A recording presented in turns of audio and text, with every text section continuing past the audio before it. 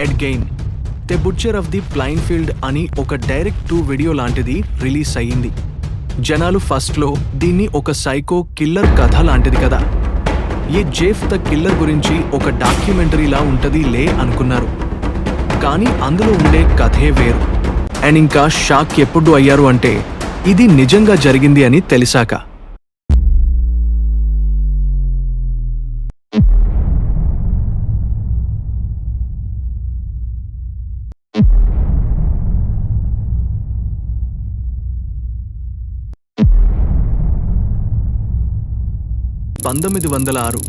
August 27 lacrosse, Wisconsin, యుఎస్ఏలో ఒక కుర్రాడు పుడతాడు.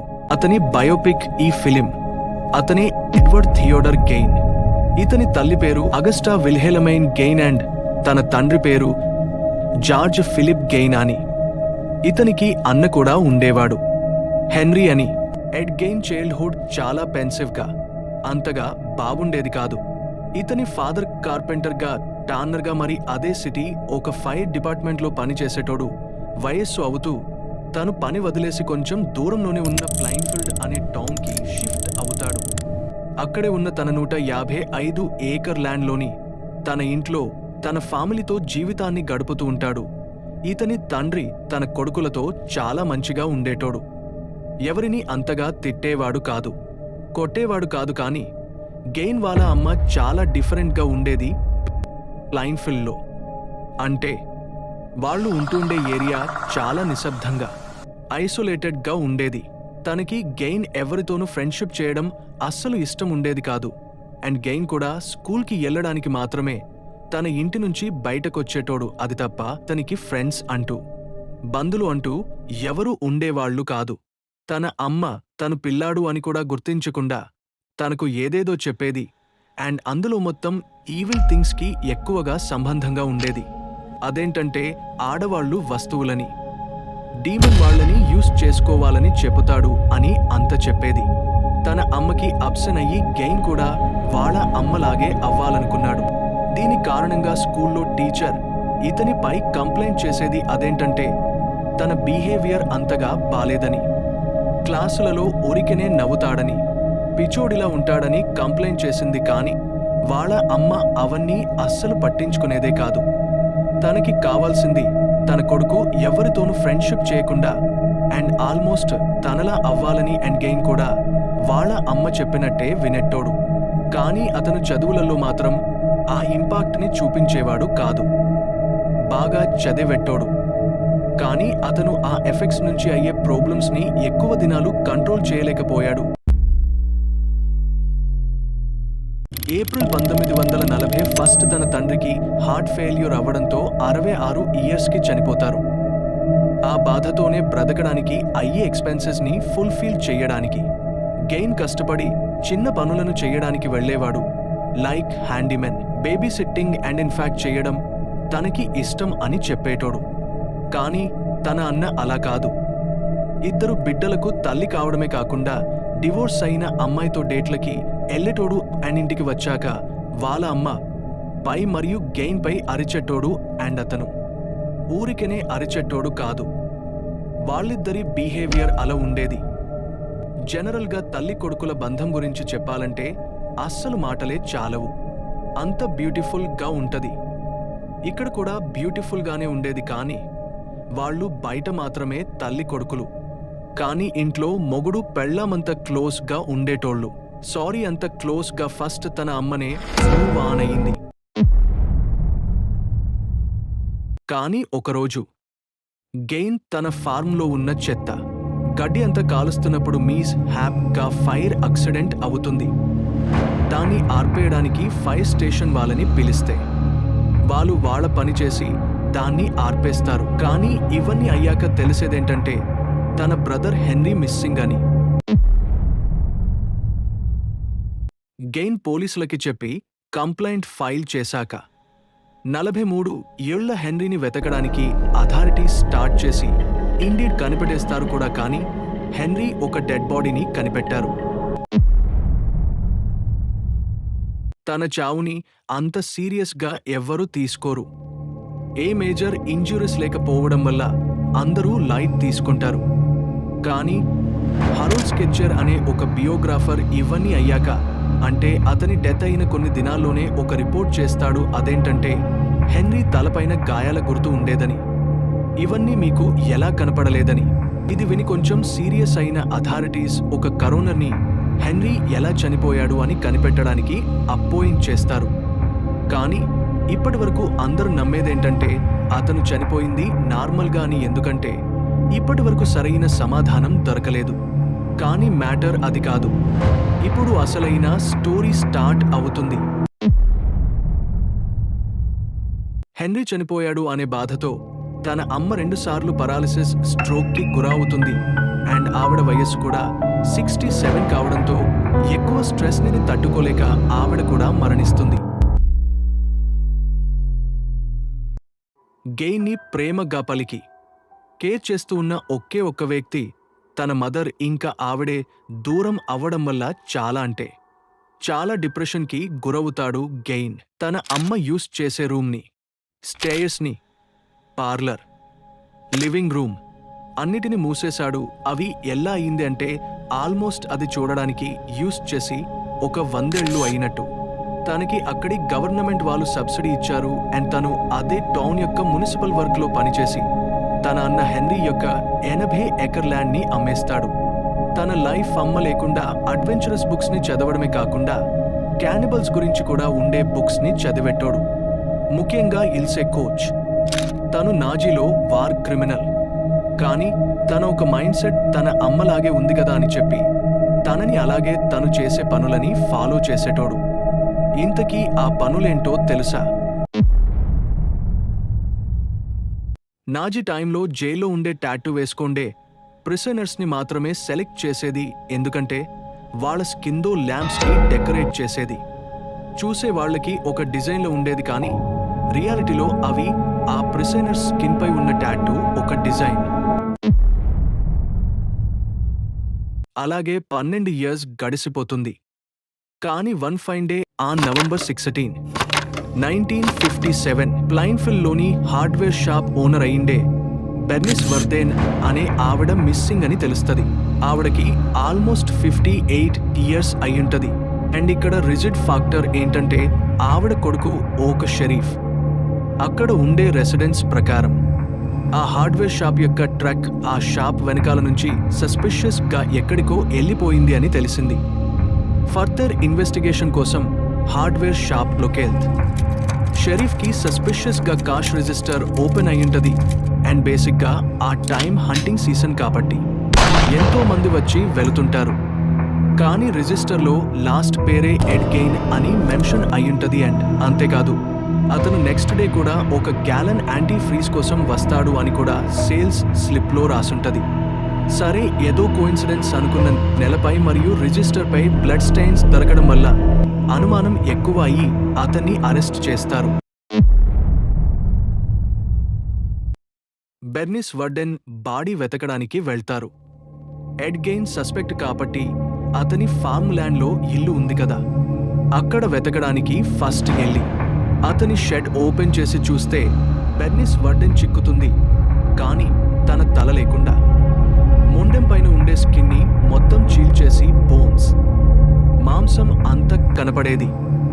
ఇది చూసి 1 సెకండ్ ఇది వర్డెన్ బాడీ అని షాక్ అయ్యారు ఇన్వెస్టిగేటర్స్.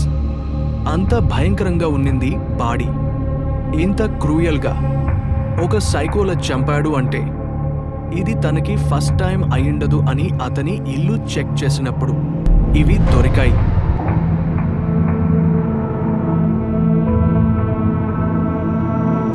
హ్యూమన్ స్కిన్తో చేసినట్టు వంటి ఫ్యాబ్రిక్స్, హ్యూమన్ స్కల్తో చేసినటువంటి బోల్, ఫిమేల్ పేస్ స్కిన్తో చేసినట్టు వంటి పేస్ మాస్క్. అప్స్టైర్స్కి వెళ్ళి తన రూమ్లో ఏంటబ్బా ఏదో బ్యాడ్ స్మెల్ వస్తుందని అతని కబోర్డ్ తీసి చూస్తే జాకెట్స్, ప్యాంట్స్ అన్నీ ఉంటాయి. కానీ అవన్నీ మనుషుల స్కిన్తో చేసినట్టు వంటిది. పక్కనే ఉన్న ద్రావర్ తీసి చూస్తే మనుషుల 8 నుంచి 10 లిప్స్ ఉంటాయి.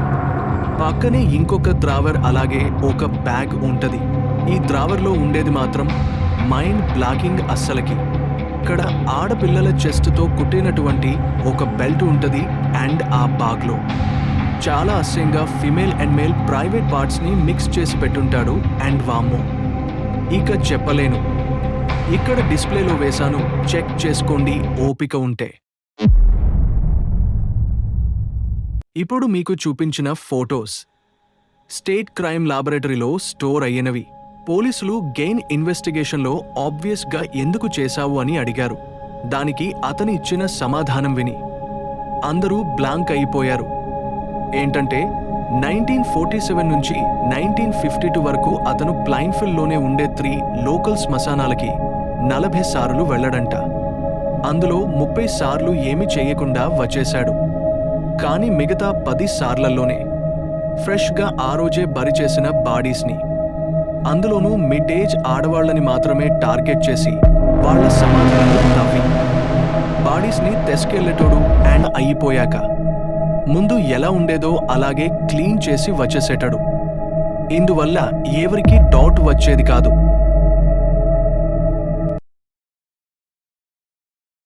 ఫర్దర్ వాళ్ళ బాడీస్లో ఉండే స్కిన్ ఎదుకు పీల్ చేసి ఇలా అంత చేశావు అని అడిగినప్పుడు అతను చెప్పిన ఆన్సర్ నుంచి అతను మెంటలీ బాలేదు అని తెలిసింది. అదేంటంటే ఆ మిడ్ ఏజ్లో ఉండే ఆడవాళ్ళంతా అతనికి తన మదర్ని గుర్తు చేసేటోళ్ళు అంట. అందుకే వాళ్ళ స్కిన్తో ఒక డ్రెస్ లాంటిదాన్ని చేసుకుని దాన్ని వేసుకుంటే అప్పుడు అతనికి వాళ్ళ అమ్మ ఒడిలో పడుకున్నట్టు అయ్యేదని చెప్పాడు. అప్పుడే ఒక ఫేస్ మాస్క్ చూపించాను కదా, అది ఎవరిదో కాదు. ఆల్మోస్ట్ లైక్ December 8, 1954 నుంచి మిస్సింగ్ అయ్యుండే మేరీ హోగన్ అనే 51 ఏండ్ల ఆవడది అని తేలింది. అండ్ అట్లాగే 16 ఏళ్ల వయస్సు గల ఒక అమ్మాయి తన పేరెంట్స్ గెయిన్కి చాలా క్లోజ్ అంట. ఎంత అంటే కలిసి సినిమా వరకు వెళ్ళేటోళ్ళు. సో అందువల్ల క్లోజే కదా అని గెయిన్ ఇంట్లోకి వెళ్ళింది.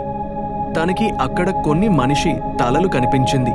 అది ఏంటి అని అడిగినప్పుడు నా కజిన్ World War II టైంలో ఫిలిప్పైన్స్లో సోల్జర్గా ఉండేటోడు అని, అక్కడ చనిపోయిన సోల్జర్స్ ఒక్క తలలు గుర్తుగా పెట్టుకోవడానికి నాకు పంపించాడు అని చెప్పాడు.